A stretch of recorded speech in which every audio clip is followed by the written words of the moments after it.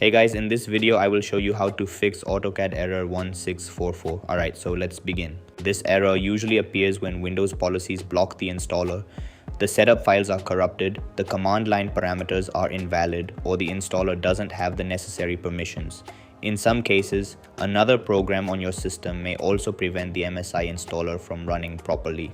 The good news is that you can usually resolve this issue without any advanced technical skills. First, restart your computer. A simple reboot can clear temporary system issues, release locked installation processes, and reset anything that may be interfering with the AutoCAD setup. Once your PC starts again, make sure you're signed in with an administrator account. If you're using a standard account, the installer may not have sufficient permissions to complete the installation. Next, locate the AutoCAD installer, right-click it, and select Run as administrator. Running the setup with elevated privileges helps prevent Windows from blocking the installation process. If the error still appears, move the installer files to a simple local folder such as C, then FAO to Autodesk. Keep the folder name short and avoid using deeply nested directories or special characters, as long file paths can sometimes cause installation failures. Also, avoid running the installer from a USB drive or a network location. Instead, copy all installation files to your local hard drive before starting the setup, since external drives and network locations can cause access issues or interrupted file transfers. Another thing you can try is temporarily disabling your antivirus or security software. Sometimes security programs mistakenly block Autodesk installation files.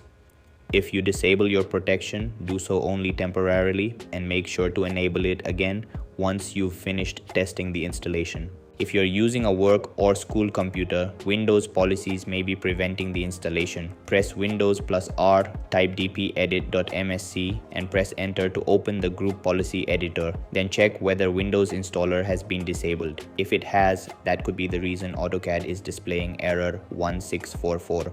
On managed systems, you may need assistance from your IT administrator to change these settings. Another reliable solution is to use the full offline installer instead of the web installer.